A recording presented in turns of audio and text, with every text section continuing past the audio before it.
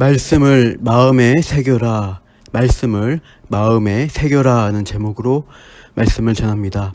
오늘 본문은 간음, 음란에 대한 경계의 말씀입니다. 앞에 문맥과 마찬가지로 내 아들아 하면서 부모가 자녀에게 주는 훈계의 형식으로 교훈을 주고 있습니다. 20절에 내 아들아 내 아비의 명령을 지키며 내 어미의 법을 떠나지 말고, 아비의 명령과 어미의 법을 지키고 떠나지 말라고 명합니다. 아비의 명령과 어미의 법은 사실 부모를 통해 주시는 하나님의 말씀을 가리킵니다. 하나님의 말씀이 주는 훈계를 지키고 떠나지 말라는 겁니다. 그렇게 할 수 있는 방법 또한 알려주시죠. 21절 그것을 항상 내 마음에 새기며 내 목에 매라. 부모가 주는 명령과 법을 마음에 새기고 목에 매라고 합니다. 우리가 흔히 마음이 간다고 하는 표현을 하듯 마음은 애정을 가지고 좋아하는 경향성을 가리킵니다. 또 목에 매는 목걸이처럼 항상 가까이 두라는 의미입니다.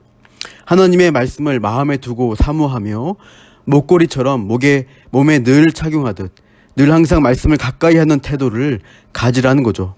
그렇게 할 때 무슨 효과, 어떤 결과가 따르느냐? 22절 그것이 네가 다닐 때 너를 인도하며 네가 잘 때 너를 보호하며 네가 깰 때 너와 더불어 말하리니. 네가 다닐 때, 잘 때, 깰 때, 즉 사람이 살아가는 일상의 모든 순간마다 말씀이 너를 인도하고 보호하고 더불어 말한다고 합니다. 이 중에 깨어있을 때 너와 더불어 말한다는 표현이 참 재미있습니다. 우리가 깨어있는 순간에, 즉 우리가 생각하고 의식하고 결정하는 그러한 과정에 하나님 말씀이 어떻게 하는가요? 개입하시고 우리의 판단에 간섭하시는 겁니다. 우리의 양심에 하나님 말씀이 들리는 거지요. 평소 묵상하거나 외우고 있었던 말씀이나 들었던 설교 말씀이 그 순간에 딱 생각나는 거죠. 그런 경험 많이 하시죠? 무슨 일을 하다가 내가 이렇게 하면 안 되지 하고 멈추거나 돌이키는 경우가 있습니다. 누굴 미워해서 다시 안 만나야지 하다가 70번씩 7번이라도 형제를 용서하라는 주님의 말씀이 마음에 들려지니까 용서해야지, 그래도 궁일이 여겨야지 하면서 말씀에 순종하는 반응을 보이게 되죠.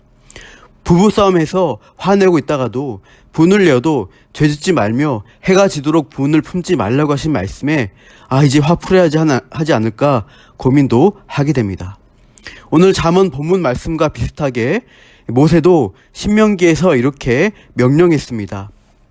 신명기 6장 6절부터 9절 오늘 내가 네게 명하는 이 말씀을 너는 마음에 새기고 네 자녀에게 부지런히 가르치며 집에 앉았을 때든지 길을 갈 때든지 누워있을 때든지 일어날 때든지 이 말씀을 강론할 것이며 너는 또 그것을 내 손목에 매어 기호를 삼으며 내 미간에 붙여 표로 삼고 또 내 집 문설주와 바깥문에 기록할지니라. 집에 있을 때나 길을 갈 때나 누워 잘 때나 일어나 깨어있을 때 항상 말씀을 가까이 하여 마음에 새겨서 그 말씀이 우리를 지키시고 보호하시고 바른 길로 이끄시는 것을 체험적으로 경험하도록 요구한 것이죠. 이 본문 20절에서 22절 말씀이 이 신명기 말씀과 상당히 비슷합니다. 그만큼 잠언의 교훈과 훈계를 모세 율법과 같은 수준의 권위로서 강조하고 가르치는 것입니다. 아비의 명령과 어미의 법으로 표현되는 말씀이 그만큼 중요하기 때문입니다. 본문 23절은 그 이유를 이렇게 말씀합니다. 대저 명령은 등불이요 법은 빛이요 훈계의 책망은 곧 생명의 길이라. 말씀이 등불이요 빛이 되어서 어두운 길로 다닐 때에도 넘어지지 않고 바른 길로 잘 가도록 한다는 것이죠. 따끔하게 훈계하고 책망해서 결국 생명의 길로 인도하는 것이 낫다는 겁니다. 그렇게 하지 않으면 죽는 것입니다. 세상 유혹에 넘어가서 잠깐 즐거울 수 있지만 결국 사망의 길로 가게 되면 마지막에 비참하게 되는 것입니다. 그래서 24절 말씀이 너를 지켜 악한 여인, 이방 여인의 혀로 호리는 말에 빠지지 않게 하기 위함이라고 말씀하고 있습니다. 25절부터 35절까지 이 간음에 빠져 폐가 망신당하는 위험성에 대해서 경고하고 있습니다. 25절, 내 마음에 그의 아름다움을 탐하지 말라고 합니다. 마음에 아비의 명령과 어미의 법이 새겨지지 않고 있으면 음녀의 아름다움에 유혹이 커져서 그 마음을 홀리게 하는 거죠. 눈꺼풀, 예쁘게 눈 화장한 음녀에게 마음과 몸이 홀라당 홀리게 되는 것입니다. 음녀의 유혹에 넘어가는 것을 불에 타는 것으로 묘사합니다. 27절, 28절 보시면 특히 27절에 사람이 불을 품에 품고서야 돼 있는데 원어로 보면 사람은 이씨라고 읽고요. 불은 애씨라고 발음됩니다. 비슷한 발음으로 언어 유희를 나타내는 것이죠. 이씨가 애씨를 품게 된다면 남자가 불을 품으면 어떻게 돼요? 옷에 불이 붙어서 타게 됩니다. 또 28절에 숯불을 밟으면 발이 데이지 않을 수가 없다는 겁니다. 불에 옷이 타지 않고 발을 대지 않으려면 어떻게 해야 할까요? 쉽습니다. 불을 멀리하면 됩니다. 그러면 안전합니다. 음료의 유혹이 있는 자리로 가지 않으면 됩니다. 죄의 유혹이 있는 자리를 피하면 됩니다. 그러나 죄인의 습성은 어떻게 합니까? 핑계와 여러 가지 이유를 대는 것입니다. 30절에 빗대어 말씀하듯 도둑이 줄이다 보니 사흘 굶어 도둑질하지 않을 사람 없다는 속담처럼 배고파서 어쩔 수 없이 도둑질을 할 수 있는데 문제는 뭔가요? 31절, 들키면 7배를 갚아야 하리니 심지어 자기 집에 있는 것을 다 내주게 되리라. 7배로 갚아야 해서 모든 재산 세간을 다 내주게 되어 폐가 망신하게 된다는 겁니다.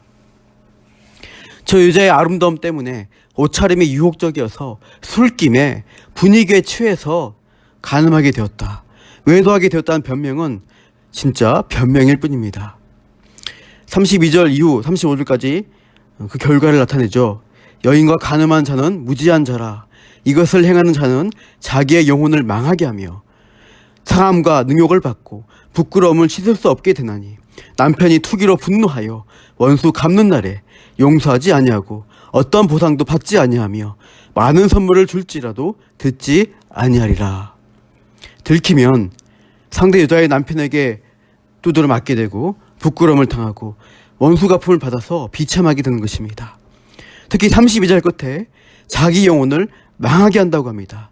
26절 끝에 음란한 여인은 귀한 생명을 사냥한다고 합니다. 간음죄도 폐가 망신의 결과를 낳게 되지만 영적 간음죄를 지어서 하나님을 떠나면 그 영혼이 사냥당해 자기 영혼을 망하게 하는 결과에 다다른다는 것입니다. 그러므로 우리는 하나님 말씀을 마음에 늘 새기고 가까이 하여서 우리의 눈과 마음에 이 세상 유혹, 죄가 틈타지 못하도록 지키고 보호하도록 애써야 하겠습니다. 선악과를 범한 아담과 하와가 하나님의 말씀을 듣기보다 뱀의 말에 귀를 기울이다가 유혹에 넘어갔습니다. 선악과 근처에 있으면서 먹음직도 하고 보암직도 하고 지혜롭게 할 만큼 탐스럽게 그 선악과를 바라본 것이 문제였습니다. 뱀이 뀌어서 어쩔 수 없다는 핑계, 하나님이 주신 여자가 뀌었다는 핑계를 댈 것이 아니라 하나님 말씀을 중심에 두고 유혹의 자리를 떠나지 못한 아담 자신의 잘못이라고 인정하고 회개의 자리로 가야지 맞겠습니다. 우리도 그런 죄의 자리를 피해야 합니다. 오늘을 살아가는 우리 역시 불이 있는 자리를 피해야 하겠습니다. 세상 유혹이 있는 자리를 피하십시오. 말씀을 마음에 새기고 늘 가까이 하여 유혹이 틈타지 못하도록 하십시오. 주의 말씀은 내 발의 등이요 내 길의 빛이니라고 고백하면서 오늘도 생명의 길을 걸어가시는 저와 여러분 되시기를 축복합니다. 기도하겠습니다. 하나님 아버지, 세상 유혹은 달콤하고 재미를 약속한다 해도 그 결과는 폐가 망신이고 그 영혼이 망하는 길임을 깨닫습니다.